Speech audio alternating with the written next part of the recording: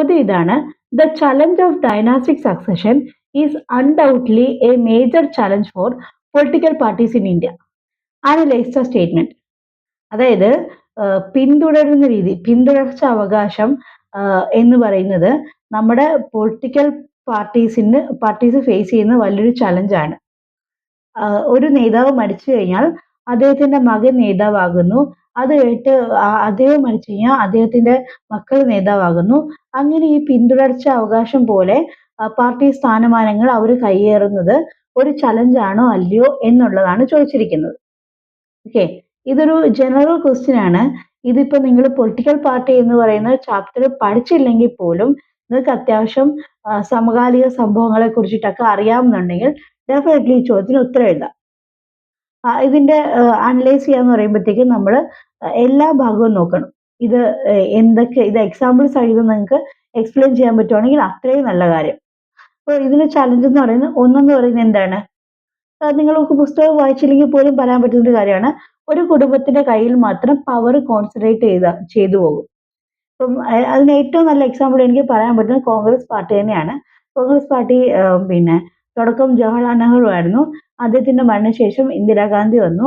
അത് കഴിഞ്ഞിട്ട് അവരുടെ മകൻ രാജീവ് ഗാന്ധി വന്നു. രാജീവ് ഗാന്ധിയുടെ മക്കള് രാഹുൽ ഗാന്ധി, പ്രിയങ്ക ഗാന്ധി, അവരും ഇപ്പം കോൺഗ്രസിന്റെ തലപ്പത്തുള്ള ആൾക്കാരാണ്. അപ്പോൾ ഒരു കുടുംബത്തിന്റെ കയ്യിൽ തന്നെയാണ് ഈ കോൺഗ്രസിന്റെ പവർ എന്ന് പറയുന്നത്. പവർ സാധാരണക്കാരിലോട്ട് അങ്ങോട്ട് എത്തുന്നില്ല. അപ്പം കോൺസെൻട്രേഷൻ ഓഫ് പവർ എന്ന് പറയുന്ന ഒരു ചലഞ്ചാണ്. അടുത്ത് വരുന്നത് internal democracy, lack of internal democracy. അതെന്ന് പറഞ്ഞു കഴിഞ്ഞാൽ ഈ ഒരു ഫാമിലി ബേസ്ഡ് ആകുമ്പോൾ തന്നെ അവരുടെ ഒരു താല്പര്യങ്ങൾക്കായിരിക്കും ചിലപ്പോൾ മുൻഗണന വരുന്നത്. നമ്മൾ ജനാധിപത്യ രാജ്യം എന്നൊക്കെ പറഞ്ഞാൽ പോലും പാർട്ടിക്കുള്ളിൽ ജനാധിപത്യം ഇല്ലാത്തൊരവസ്ഥ വരുന്നുണ്ട്. അതാണ് ലാക്ക് ഓഫ് ഇന്റേണൽ ഡെമോക്രസി കൊണ്ട് ഉദ്ദേശിക്കുന്നത്. പിന്നെ ഡിസ്കറേജസ് ടാലന്റ്. ഇപ്പൊ ഈ പാർട്ടിയിൽ ഉള്ള ആൾക്കാർ അല്ലെങ്കിൽ ഈ അനന്തരാവകാശികളായിട്ടുള്ള ആൾക്കാരെക്കാട്ടിലും കഴിവുള്ള ഒരുപാട് പേര് പുറത്തുണ്ട്. പക്ഷെ അവർക്കാർക്കും ഒരു അവസരം കിട്ടാത്തൊരവസ്ഥ വരും. അപ്പം അവർക്ക് സ്വാഭാവികമായിട്ടും പൊളിറ്റിക്സിലോട്ട് താല്പര്യം കുറയും. അങ്ങനെ ബ്രെയിൻ ഡ്രെയിൻ സംഭവിച്ച് പാർട്ടിക്ക് അത് ഭാവിയിൽ വലിയൊരു ചലഞ്ച് തന്നെയായിരിക്കും. പുതിയ ആൾക്കാരൊന്നും വരാൻ താല്പര്യം കാണിക്കത്തില്ല. 4 എന്ന് പറയുന്നത് ഡെമോക്രസിയെ കുറിച്ചിട്ടുള്ള ഒരു ഫെയ്ത്ത് ഇല്ലാതെയാക്കും. നമ്മൾ പൊളിറ്റിക്സ് അല്ലെങ്കിൽ പൊളിറ്റിക്കൽ പാർട്ടിയിലൊക്കെ ആൾക്കാർ ജോയിൻ ചെയ്യുന്നത് തീർച്ചയായിട്ടും അവരുടെ ഒരു അപ്ലിഫ്റ്റ്മെന്റ് കൂടെ കണക്കാക്കിയിട്ടാണ്. അപ്പൊ അവർക്കൊരു അപ്ലിഫ്റ്റ്മെന്റ് ഇല്ല, ഒരു ഫാമിലിക്ക് വേണ്ടിയിട്ട് മാത്രം വർക്ക് ചെയ്യുന്ന ഒരു പാർട്ടിയാണെന്നുണ്ടെങ്കിൽ അവരോട് നിൽക്കേണ്ട ആവശ്യമില്ലല്ലോ. അവർക്ക് ആ ജനാധിപത്യ രീതിയിലുള്ള വിശ്വാസം തന്നെ ഇല്ലാതെ പോകും. പിന്നെ അൺഫെയർ അഡ്വാൻറ്റേജ് എന്ന് പറയുന്നത് ഇപ്പം ഒരു കഴിവില്ലാത്ത ഒരാളായിരിക്കും, പക്ഷേ അയാളുടെ ആ ഒരു ലെഗസി അല്ലെങ്കിൽ അയാളുടെ ഒരു പാരമ്പര്യം മാത്രം കണക്കാക്കിയിട്ട് അയാൾക്ക് ഉയർന്ന സ്ഥാനമാനങ്ങൾ പാർട്ടിയിൽ കിട്ടുക എന്ന് പറയുന്നത് തീർച്ചയായിട്ടും അൺഫെയർ ആയിട്ടുള്ളൊരു കാര്യമാണ്.